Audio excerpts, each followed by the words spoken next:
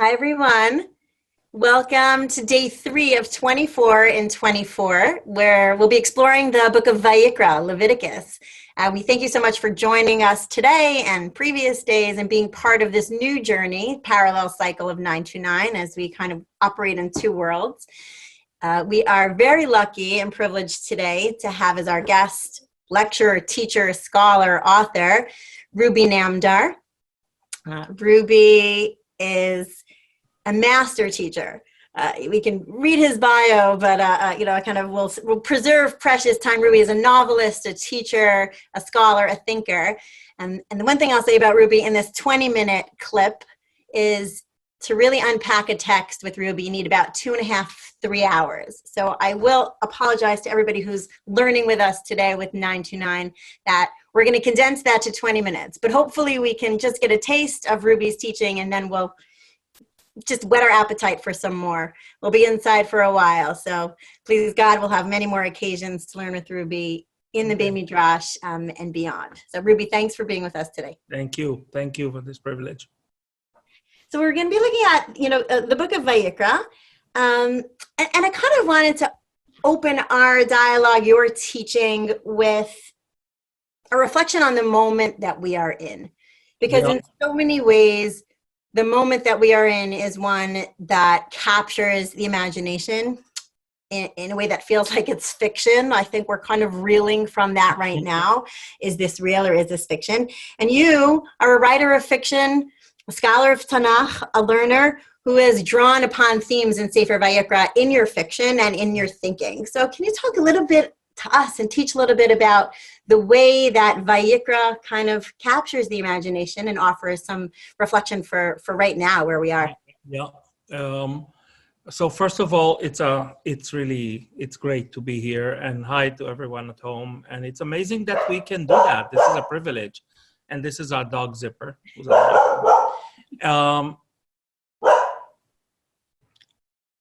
You asked me about this moment, and I have to say that it feels like a biblical moment. I mean, we are in a time in our life and also in history of the world and in this city, the history of New York, and that is really of biblical proportions, in the way that if you come to it armed with biblical sensibilities, somehow the situation makes more sense than for someone who just like sees this chaos.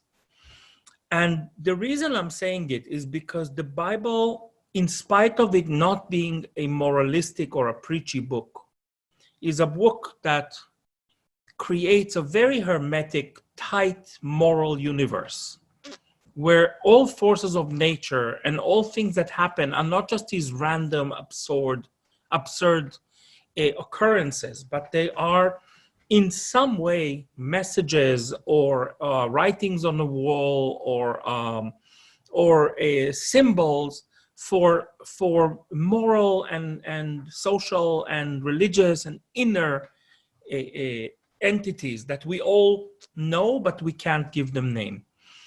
And one of the things that makes this moment the most biblical for me is the fact that it is totally out of our hands.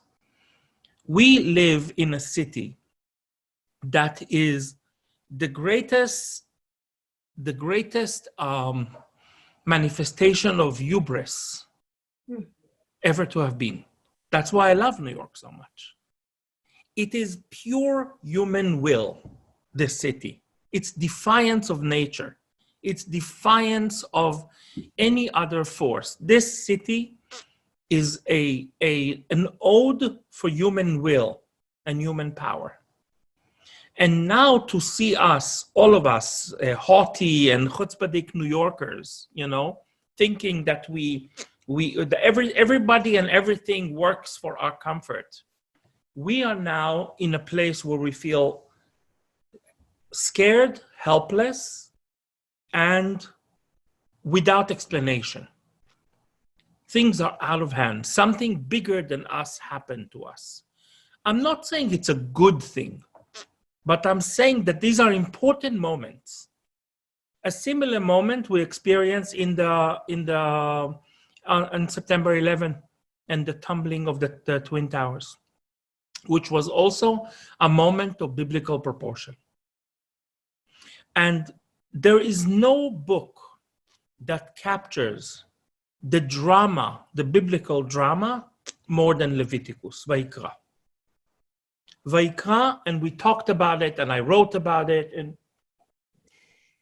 yeah, what are some of the themes that feel particularly resonant right now? Vayiqra, Leviticus, is the book that prescribes a manual for humans, for mortals, to try to engage with the force that is larger than them. Okay? This is different from Genesis, where Abraham and God are having, a friendly banter over Sodom. This is different than the intimate relationship of Moses and God.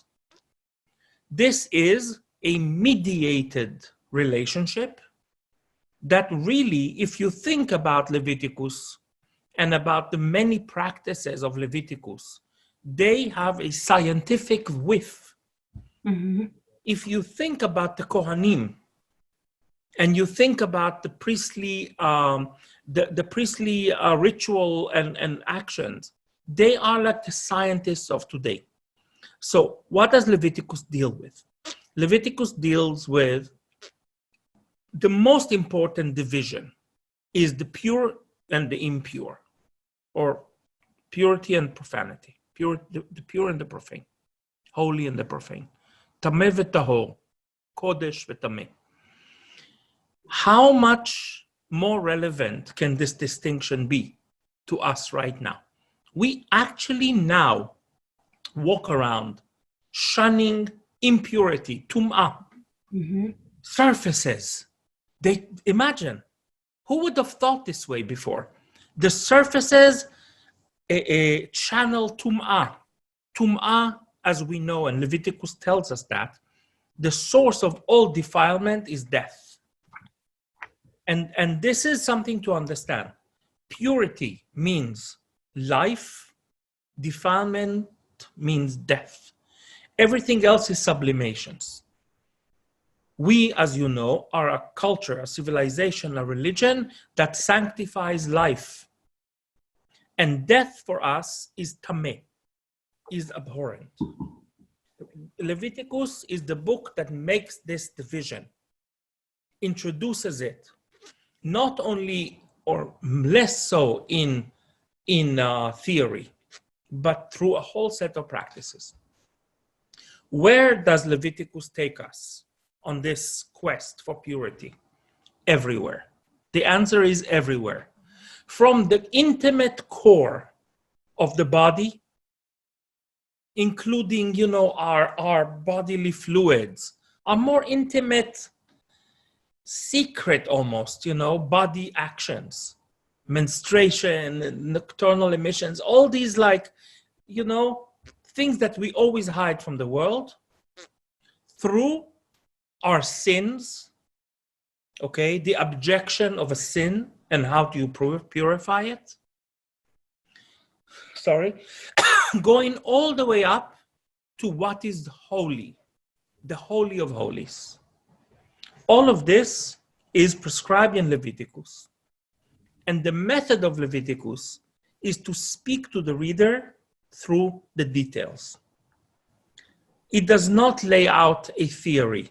It lays out a whole array of practices and lets us connect the dots and understand what is the grand theory behind these dots of practice. What are some of those dots in particular that you think are prescribe that methodology and that framework for? The dots are how do you seek purity and avoid impurity? Okay? There are a few elements in this. There is time, most important, you could say that Leviticus is a book about time. How much time is needed from the last moment that impurity was contracted until one can be free of impurity? Space. What is a holy space? What is a profane space? What is pure space? What is impure space? Shira, we talk about it, and the more we talk about it, I'm having chills. This is so crazy. We are living in Vayiqra right now in Coronaville, New York.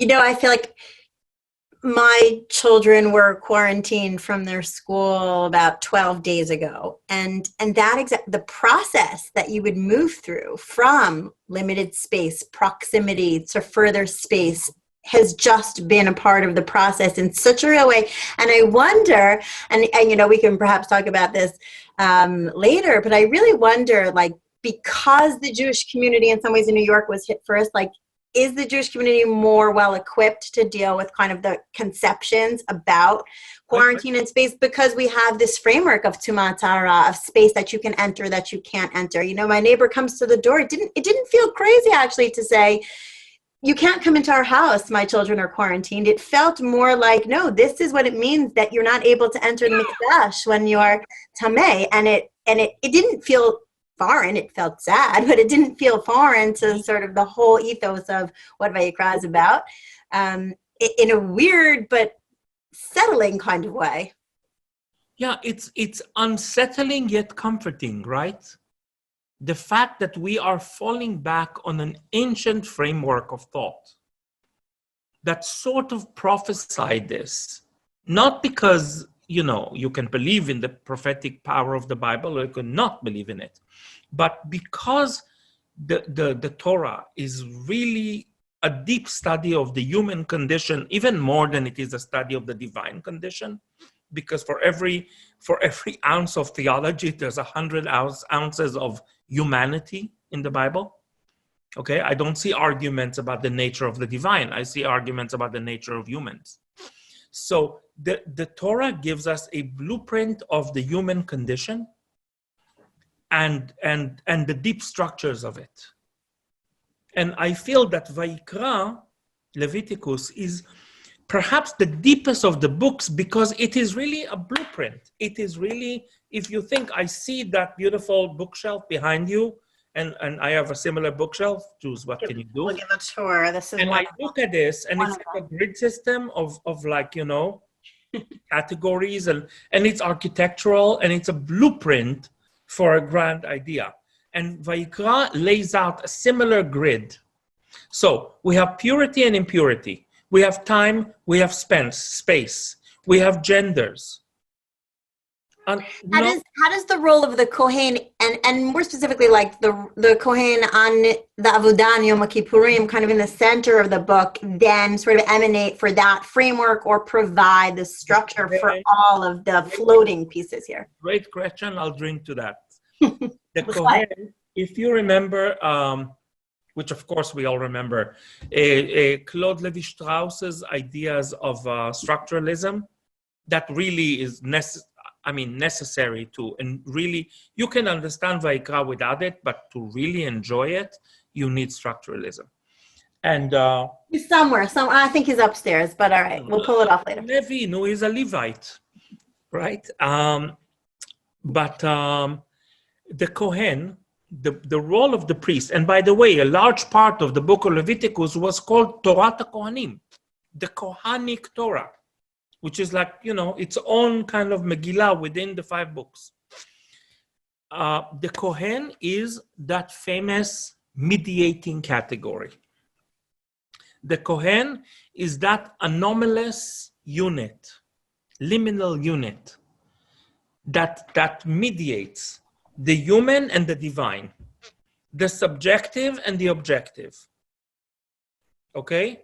And of course, the pure and the profane. The Kohen is a living symbol. That's why it's so exciting. People, many of my modern fellow Jews, liberal fellow Jews, are feeling uncomfortable with the idea of kehuna, of why do we need a mediation?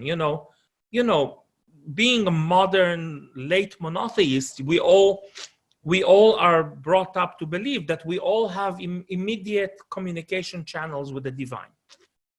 But if you think about it, never before has our world, as secular people in the world, forget the Jews, never had our world been more dependent on mediators, on experts, on modern shamans, on kohanim, our scientists, our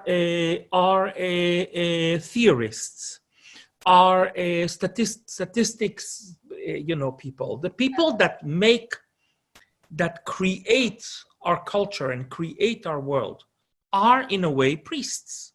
They know a secret Torah that we don't know. There's always a need for a designated group that is going to mediate. The Kohanim embody, for God, they embody humanity. For humanity, they embody God. The role of the Kohen is fascinating. That's why when a Kohen becomes impure, it is so much more shocking than just one of those mere Israelites like you and me. I assume you're not a Kohen. I am an Eshet Kohen. Aha. Mother of Kohanim. It's a whole nother level here. That's for another conversation.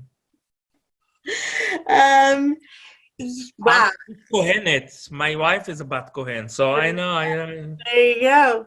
Right. I can't help but think of like the white imagery, even just when we're thinking again, I don't want to make this too much about the moment, but we really are in this month, the pure, sanitized, white, yes, very strategic movements of testing and swapping. Like there is this feel of it's that priestly feel of purity, of absolute purity that we're holding. Yeah, we're living in the Vayiqra again. And by the way, if one is, and I'm not, but if one is inclined to read the Torah, as in like it gives you just comfort. Imagine the level of comfort that we get by this priestly appearance of these experts that are now walking, purifying our streets. We have no idea if that thing they're squeezing like that, what does it do? We have no idea. But it gives us a sense of stability. We are pining for it. But that's just like psychology, and that's a psychology of the relief and like the comfort. So that's great, but that's the first level of engagement. Right. Another thing in Vayiqra that is very, very important, and that's Vayiqra is a book with an edge. With an edge? Edge. It's a book with an edge. It's a book with more commandments and less stories. And it is not recommendations, as some people would like to say. It is a book with an edge. It's a book that prescribes action. And again, this is this is an important thing. To have a book that is not ashamed and apologetic about authority. Now, we have issues with authority. All of us, Jews in general, have issues with authority. You want to know why? Read the Chumash. I mean, it was a weird relationship to begin with. Especially now, since everybody has been, encouraged by enlightenment and Renaissance, and now everybody thinks they're the high priest. Everybody thinks they are like Siftei Kohen Yishmeru Dat, that we need to know and we know everything. But the reality of it is that we don't, and we desperately need those who do. And the edge of there is right and wrong, and more so, there is the right way of doing things and the wrong way of doing things, is something that as modern people and modern Jews, we fight against all the time. But here comes a moment of crisis, and look how we stick to these do's and don'ts. My inbox is flooded with mini Vayiqra now. You should do this, but you should not touch. And touch your face and don't touch your ears. And touch your... I mean, it's like a ridiculous version of Leviticus, right? Like, I didn't until I was preparing for this conversation and this learning together, I didn't really frame it in that way, but it really feels like we can categorize it. We can have sub-levels of secondary tum'ah, tertiary tum'ah, right? Asymptomatic, symptomatic. To what extent, if somebody in your household is not, has been exposed, has been within 6 feet, it really is that rubric. It feels very live. It feels like we can create the categories. And again, that's comforting, I think, in some ways, because there is a system for it. I think so much of this upheaval right now is just the disorienting feel that the world has turned completely upside down overnight. Yes. And the sense that this book actually grounds us. So we have we have biblical precedent for these concepts. Yes. Makes it a bit easier to digest. Okay, I want to move to a little bit of a different frame of reference and talk a bit in the time that we have about holiness, right? And how the concept of Kedusha and holiness fits both within the larger framework of Vayiqra and some of the concepts that we're talking about now. You know, if someone said to you, and this is one of sort of the most interesting discussions with medieval exegetes, like what is Kedusha? What does it mean when the Torah says Kedoshim Tihiyu, be holy? Yeah. Because Ki Kadosh Ani Hashem Elokechem, that, you know, I, God, am holy. What does that mean? So if someone came to you and said, Ruby, right, enough of this tum'ah, enough of this disease, enough of this virus, I kind of want to look at the end of the tunnel and think about holiness as a personal construct and a communal and global construct. What does it mean to be holy? Look, we have to separate, not divorce, but we need to separate our own concepts of Kedusha, which are wonderful, and I totally, abide by them, that are very modern, late modern, post-enlightenment, humanistic, and in many ways secular. And between this hard, edgy sense of Kedusha that is in the book of Leviticus, we actually need to look at these two. I'm not saying one should come on account of the other, but they're not really the same thing. And if they are the same thing, we have to work hard to find the connection. Our sense of Kedusha, in which we speak about, including Orthodox rabbis, it's not just like, secularized Jews, is a interpersonal kvod habriot, respect for your fellow human being. That we call Kedusha. Tzedakah, chesed, wonderful things between Adam v'chavero. Notice that in Leviticus, as opposed to Shmot, as opposed to Dvarim, there is very little ben Adam lechavero. There is, but very little. Mostly ben Adam lemakom, between humans and God. That's a different sense of Kedusha. And this Kedusha is more like the Kedusha that we're seeking now in our crisis, in our life, from the experts in our world, which means cure us, give us life, give us safety, make sure the young kids don't die, make sure the old people don't die, make sure there's not going to be famine. Again, holiness equals life in Jewish culture, and impurity equals death. If you look at all things that are holy, that means free flow of chesed, of grace, from heaven to earth. We're not just talking about you and me respecting each other. We are really talking about establishing this type of respectful relationship towards God. And this is prescribed in Leviticus not by kavanot, not by intentions of the heart. Mostly, there is that, but through actions. It's a big, including the heavily Orthodox amongst us.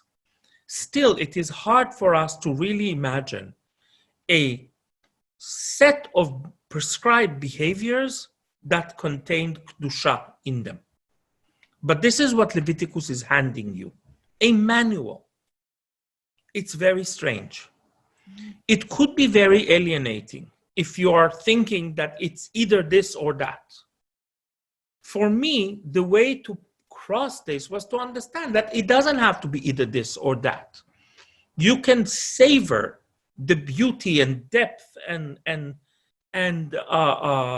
poetic intensity and the profoundness of Vayiqra, without saying, okay, but everything else is nonsense and we're just not going to do modern Kedusha as well.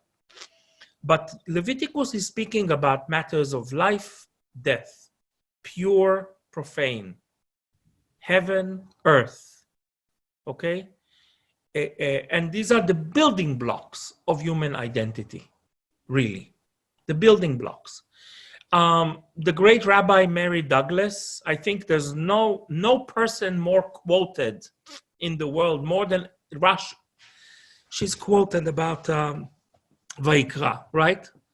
And she wrote about Leviticus, and she speaks about the division between purity and the profane. She speaks about purity and danger. The Kedusha of Leviticus is a place of danger. People ask me why I love Vayiqra so much, and I say it has an amazing drama and a great plot. And people are baffled because they say, what plot? Right. There's no plot. I said, there is plot. You need to know how to find it. Most stories have a huge amount of plot and a little here and there. Leviticus is a million details and a very small plot, but it's the whole story. And this is the story, of course, of Nadav and Avihu, the sons of Aaron, that is encrusted in the middle of the book like a dark gem. But it's a terrible, beautiful, dark gem. How so? Talk a little bit about, for those that might just need a little brush up on the narrative. Yeah, so Nadav and Avihu. But it's a very powerful one.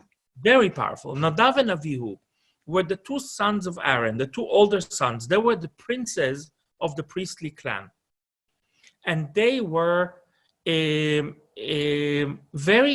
joyous and intoxicated in the ceremony, in the celebration of inauguration, the Mishkan, the traveling Mikdash.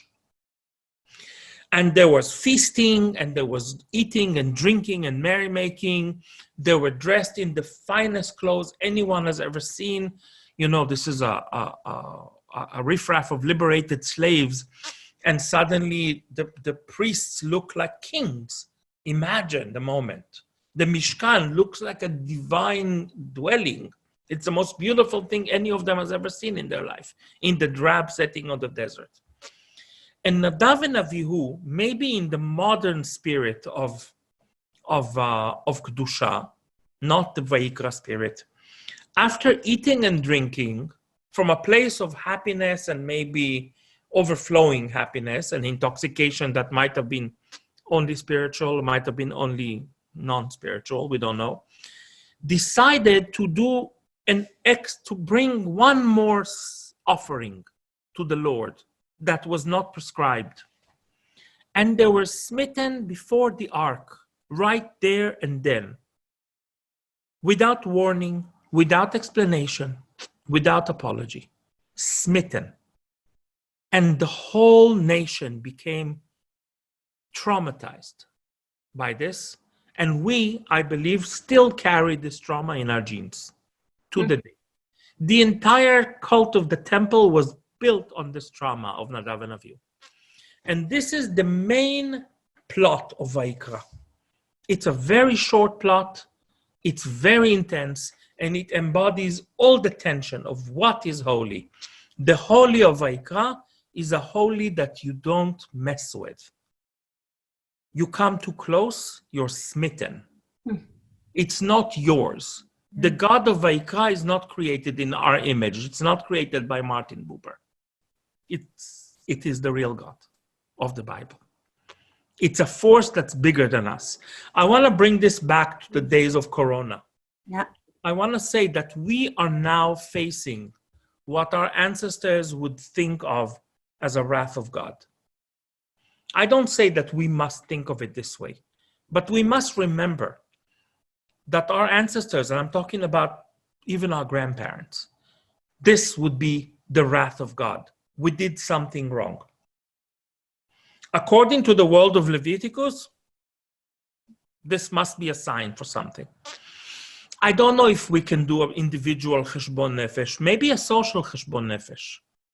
I think we're seeing it. I think Yeah. as we sort of wrap up this section, this unit, we can think about those next steps, that kind of deep introspection that we're already seeing, the way that we can, in the age of being socially isolated, how can we then act upon the greatest core of humanity, drawing from the earlier narratives of leadership, right? Of both in Shemot, looking at Moshe, what it means to be a leader, and what it means to be an individual, what it means to be a human being in this age.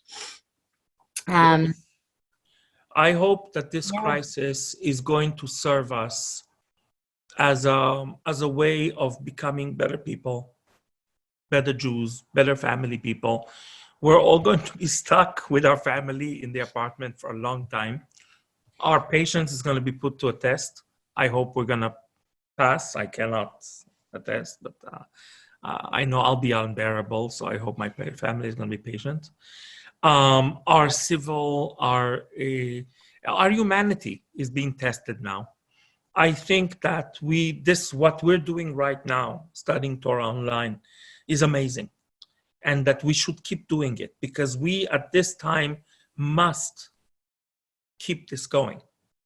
I mean, I'm so grateful for your wisdom, for your insight into the text and into the moment that we're in. I know that for me personally, it brings a lot of comfort after a very harried day and a few harried weeks and projection of a few harried months. But it really has brought just a lot of insight to me personally. And I know for everybody who's listening, who's watching, it will. And we thank you. We're very, very grateful and look forward to continued learning both online and, please God, in real life, in all our various Batei Midrash, whatever that might look like. So thank you, and thank you all for joining us. Thank you. Stay healthy, stay safe. Thank you so much, Ruby. Okay, thank you.